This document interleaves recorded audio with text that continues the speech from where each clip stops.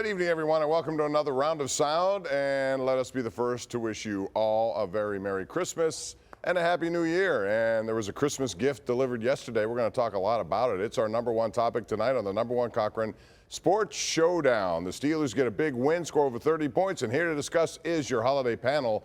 We have Mr. Josh Taylor, my counterpart here at KDKA, guy we work with quite a bit. In the middle, it's Jason Mackey from the Pittsburgh Post-Gazette. Thank you for joining us, Jason. Yes. And a son of a nutcracker. I was Andrew the only one that got the Filipponi. ugly sweater memo, apparently. I love that. That's a good one. Puts you in the mood. All right, good to have you guys here. Josh, I want to start with you. Yesterday, Mason Rudolph delivered on Christmas, which was great to see because they needed it. The question is, why did it take the Steelers so long to put him in? They've watched Mitch Trubisky enough. I know we've seen Mason Rudolph in the past. Kenny Pickett was injured. Do you think they made a mistake waiting this long, given what we saw yesterday, or was this just the product of Cincinnati being Cincinnati's defense, which is not good? You might have answered your question twice. Yes, we saw what we saw for Mason Rudolph in earlier times, so I don't think it's that surprising as far as them waiting for the opportunity they had to put them in. But at the same time, this is a really bad Cincinnati defense. It's one of the last in points allowed. It's one of the last in yards allowed. And their other great offensive performance this season as a team came against Cincinnati in Cincinnati. So is it Mason Rudolph maybe doing the basic things against a bad defense to beat them? Probably more than that than it was him just turning a light switch on when we hadn't seen it in, 3 or 4 years of evidence prior to that? Yeah, I mean, based on the data we have right now, Pomp, I'd say yes, they did wait too long. I mean, I really like the way Mason Rudolph played. I don't know how you can watch that game and think otherwise. No, I think we need a little bit more data in terms of the Cincinnati Bengals, and maybe they're just absolutely terrible, and that happened to produce the 2 biggest offensive games of the year. But anybody who watched Mitch Trubisky, you saw it. There's nothing there. I mean, why didn't we look under that rock in Mason Rudolph before today or before yesterday? Before I answer your question, Bob, I brought a little something for everybody. Oh, my. I have a red nose here. I'm going to look in the camera and say, Mason, I'm sorry. I've called you mediocre for 4 years. What is happening? Tonight, I'm calling you magnificent, Mason. Yes. What just happened? Yes, Bob, he should have started against the Colts. Come on. I mean, Trubisky pretty much, not single-handedly, but he played like garbage against New England. I can't believe you brought a nose in here. Rudolph, baby. I don't know what's going on right now. I'm in. I don't know what's I'm happening. totally in on the guy. Yeah, he should have played against Indianapolis. I think a lot of us thought that after we saw that game against New England. So Yeah. I mean, to me, it was too little too late. Hey, the Colts have a bad pass defense, Josh. They're one of the worst in the league. So if he can do it against Cincinnati, why not Indianapolis? There's such a different command of the offense in that game against the Bengals. Like, it's not poise. just the Bengals being He bad. showed confidence. He stood in the pocket and made plays. And he looked all over the place, went through his progressions. And Which we have not seen from either other quarterback on this team all And the season one long. time He made swift decisions. The check down, runs with the ball. And he did it. Knows when to go downfield and not throw an interceptions and double coverage. That's why I'm all very of it. conflicted about this game because on one hand, I'm very happy for the guy that he made the most of an opportunity. He had been, like people like myself, he'd been scrutinized and criticized, but also his own team treated him like he was, barely an NFL quarterback. All right. And so, yeah, I mean, I think that they made a big mistake. Question is, where do they go from here? They have Seattle coming up. Jason, I'll start with you on this one because Seattle's a team that desperately will need it. Not sure what Geno Smith's situation is. Drew Lock looked good on a Monday night. However, if you're Mike Tomlin, how do you not start Mason Rudolph? And I know the answer. If the answer is probably, well, you don't lose your starter. If you're a starter, you get the start. And if Kenny Pickett's healthy, he will practice. What do you think is going to happen? I think he's going to start Mason Rudolph. I really do. I just don't think. I think you're dead wrong. That's fine.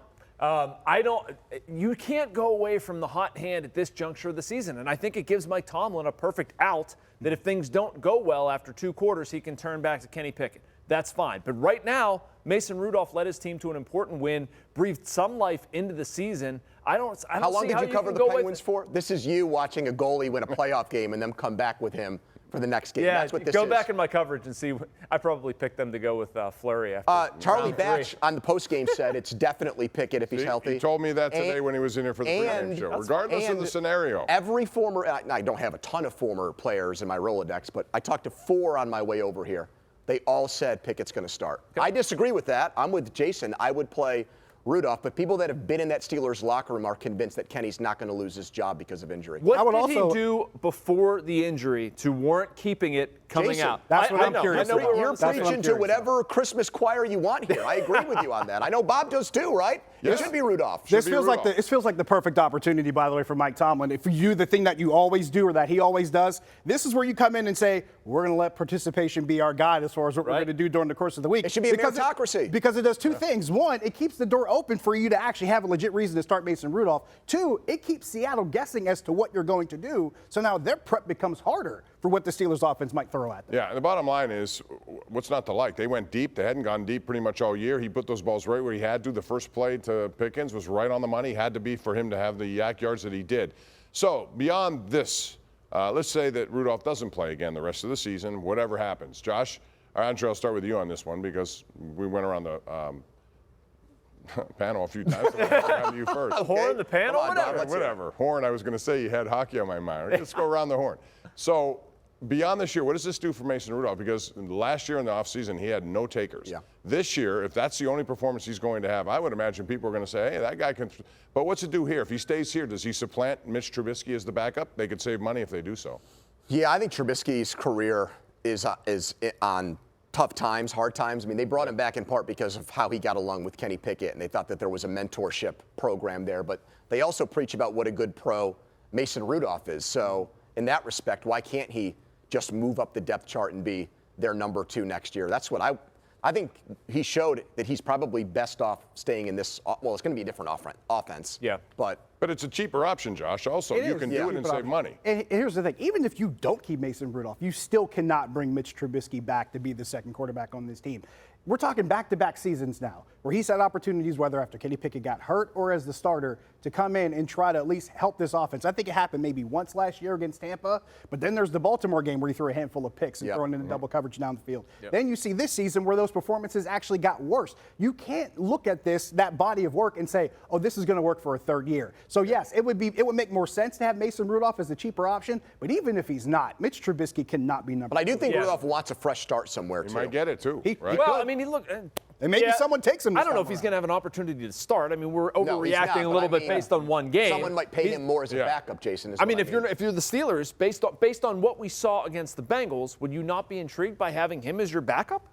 I would be. It makes sense to me. I mean, don't have to learn a new offense. I think opportunity is knocking. He answered, and it's going to open up some doors. It may not be here. We'll see how it goes. When we come back, we're going to talk about George Pickens, who had a really interesting week.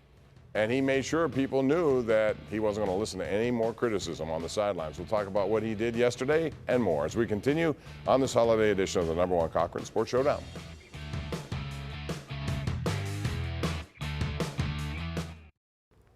All right, George Pickens. Boy, did he have a game yesterday after he went through a week of scrutiny. A lot of people wanted him to be benched based on what has happened. You know, quitting on plays, not willing to block. And Josh, he went so far as to say, I didn't block because I don't want to get hurt. Which if you're an NFL player, when you say something like that, I got to imagine that just resonates through a locker room. But Mike Tomlin stood by him because of the talent. They need the talent to win. Was that the right call? Well, George Pickens, I think, at least proved that his game warrants him being worth him being on the field. Here's the problem, though. After he did what he did the thing on the sideline with the talking in the ears. That's fine. People mug for the camera all the time. That's nothing new. But when you come into the press room after the game, and the first thing you do, not really in offering an apology, but in lieu of an apology, saying, well, I know I made some comments that made you guys upset, but I'm just here to win. You'd have been better off just letting your game speak for itself, saying, hey, I know I made some people upset, but here's why you kept me, and not really having to add anything onto the conversation. But at least on the field, he showed you why Mike Tomlin stuck with him. Yeah, I mean, I think he made the right call. Mike Tomlin knows his players the best, and I'm not saying that George Pickens was right. Does he? He played Mitch Trubisky over Mason Rudolph, Jason. Well, the personality of the But players. you called him mediocre, so doesn't make sense. Hey, let me finish my point. I'm not making $15 million to make those decisions, Josh. I'm sitting with you guys in a Christmas sweater here. Just throw it out there. And you're a son of a nutcracker. Are you two done? Sorry. No, I mean, you want to bring the most out of George Pickens, right? Like, George Pickens doesn't owe me anything from a media standpoint. I made you guys upset. I don't have feelings. I don't care. Jaylen Warren came out this week and said, I would have blocked for him. So that was obviously very present. And he blocked for Calvin Austin, too. Boy, did he block for Calvin Austin. And that's my point, Pop. That's the stuff that matters. And we don't know internally what sort of conversations are being had, how teammates are perceiving him, how they're talking to one another. That's the stuff that matters, whether you're going to block for your teammates, whether you're going to be a crappy teammate or whatever. And that can get addressed. I don't care what he says, does, acts to us as the media. Like, you better be a good teammate. And he was a bad teammate by doing that. And I would really hope that they've addressed it internally. Well, the media thing, how about the fans? He owes the fans an honest effort because they're paying his salaries. Sure, absolutely. Okay, so he was completely in the wrong for how he handled it. I'm not defending Look, I mean, I'm thrilled that he helped the Steelers win and stay alive in the playoff race, but I would be lying to you guys if I said that I am concerned that this might have been the worst thing that could have happened because it enables him again. Hey, I don't need to be disciplined. Look at how great I am. George Pickins at a complex really going back to college where he's well aware of how talented he is and how good he is, and he can turn it off and on when he deems fit. This isn't discipline. This is playing the game the way it should be played. No. The discipline is what Bob mentioned is that people like Bob said he shouldn't have played in this game on Saturday. Ex-players came out and said that. A lot of people. Which ex-player said that? A lot of them. A lot of Steelers said that. A couple ex-Steelers said that. Cavalli and Fittipaldo said this week that if you pulled the locker room, they wouldn't have wanted him to play in this game. So it got to a point where they were very unhappy with his behavior. So that's the thing. And Tomlin, too, now. I mean, Tomlin comes out of this, I think, smelling like a rose.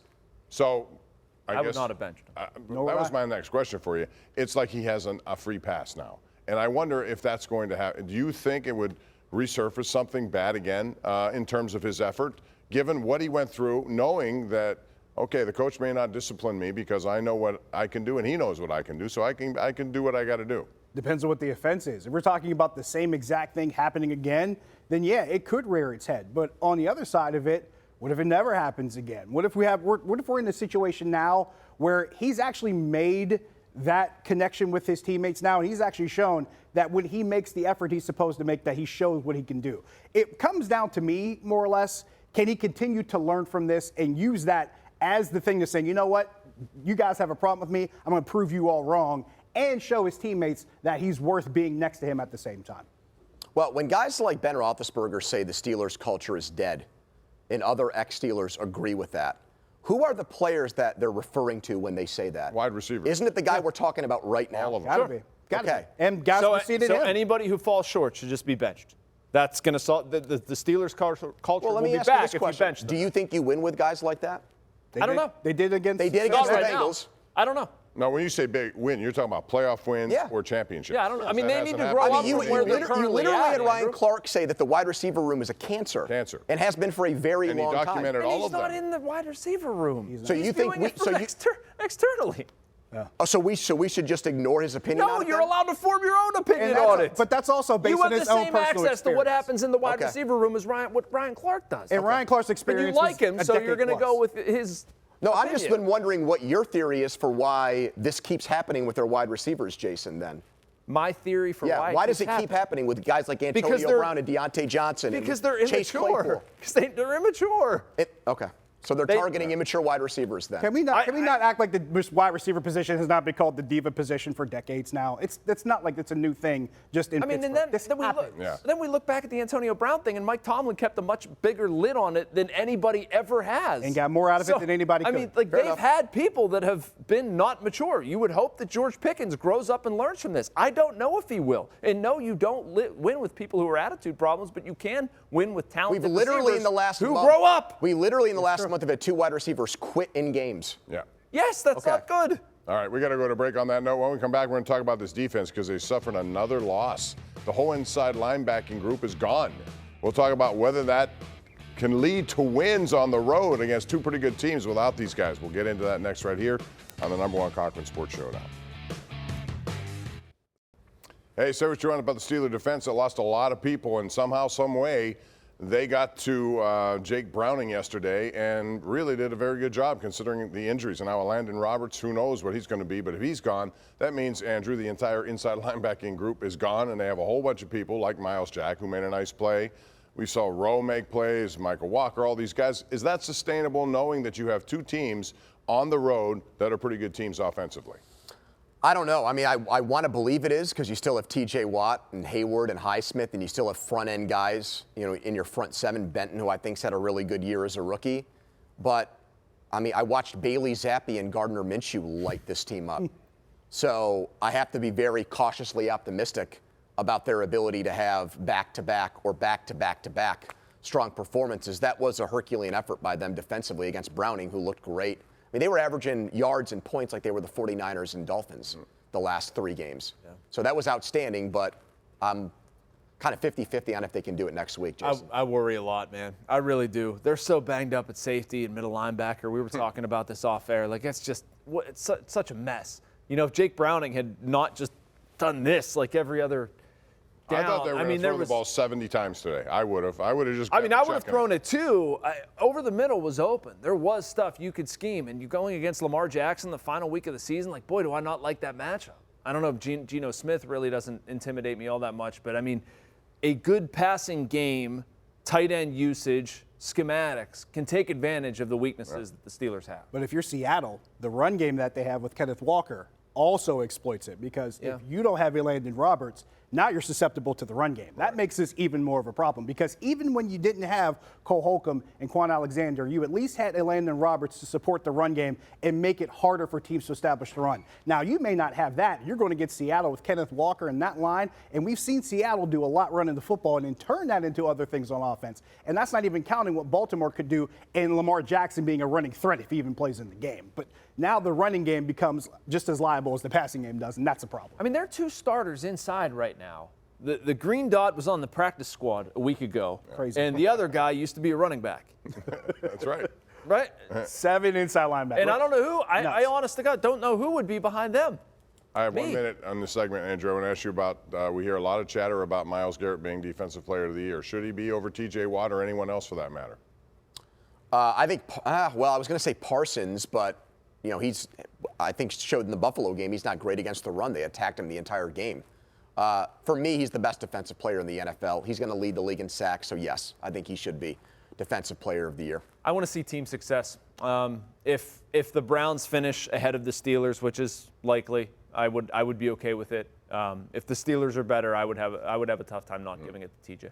I go with T.J. Watt. He does more. He's contributed in more ways: sacks, tackles for loss, interceptions, fumble recoveries, forced fumbles. And if we're talking about team success, does this team even win the number of games it's won? Do they win 8 games Bob, without T.J. Watt on that defense? I don't think they do. I don't hear this guy ranked at all, but the defensive tackle for Baltimore has had a sack in every game this year. Madubuike's insane. And they've got the best defense in the league. Well, Why isn't that guy getting considered? I think he's legit for sure, definitely. Yeah, there are a lot of good choices this year, no doubt. We'll take a break, come back, and we'll talk about $1 billion in 1 week next.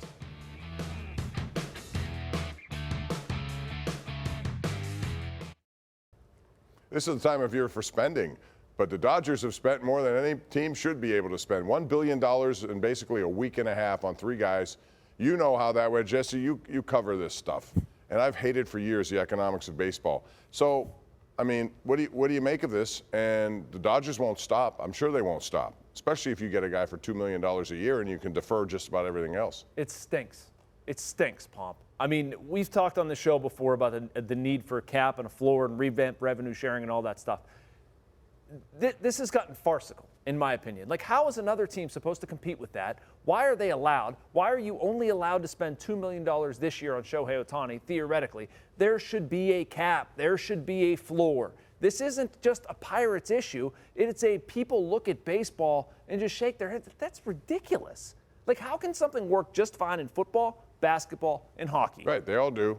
Guys get paid. Sports are interesting. Baseball's like, nope, we can't do it. Get out of here. Do they even try, Andrew? Well, it's not, but Jason knows this. It's the players. The union is so powerful. The union is the one. They're not going to give in, and they can't find that. The owners, I think, would go for a cap like that. It's that the players are too powerful. So why don't you challenge them? Missing paychecks works, doesn't it? Because they want their money too. Right. It would take. Hockey went through this. I know. And they benefited. But baseball went through it 30 years. Let's just say in this fantasy world that Jason wants, it happens. There's a floor and a cap. Yeah. What's the cap and what's the floor? I don't know. I mean, 150 and 90. I'm literally spitballing. I don't know. I'd even go so far as to say 180. And Yeah, I'm fine with that. But still, that's That'd be a still. good place So to what's start going to happen? The, But if the Bush Pirates is- spend 90, and other teams are still spending It's 180. better than it is I now. know it is, but we're still Better than talking it is about a now. $90 million Then difference. why don't we make it between- 180 Yeah, I mean- 130 or whatever, Josh? I mean, something's got to happen because if this continues, you can tell me that 100 to Dodgers won't 150. win a I don't championship care. every year. I get it. But they're going to be in the playoffs every year. They've been in the playoffs every year, and they will continue to be in the playoffs every year. So that's what best of 7, no one knows. It's a crapshoot. And we've seen the Dodgers spend how much money now and win one championship, and that was in a bubble year. So maybe we're not onto something here. I think we're missing the opportunity here. You guys know that I love to think that everything is wrestling. Baseball has a heel now. Baseball has a Ted DiBiase walking around throwing out $100 bills, laughing at the top But of his it's lungs, and had everybody that. can. They're not even going to have the biggest payroll in the league. And by they won't the have the way, biggest payroll in the league, Right. which makes it even funnier. It makes it ironic. You got your heel now. Yeah, my thing is like, even if you bring the Pirates, I don't know if Bob Nutting would even. No. Well, maybe he doesn't. Maybe he doesn't, and then that's fine. Do they do it in Have Oakland somebody / else that Vegas? does. They're not doing it either, probably. No, it's just a mess. I'm sorry, it's a mess. And I love baseball. I want to see it do well. I'm with you. Meantime, this is the most wonderful time of the year, as you know. To buy a new car, that is. The #1 Cochran year-end wrap-up is underway at all their locations and online with Expressway. You can pick from 19 new car brands and thousands of pre-owned vehicles. Then tear the packaging off their best holiday lease and finance offers as well. This is the year-end wrap-up going on now at all #1 Cochran locations. You can do it online, too, with Expressway at Cochran.com.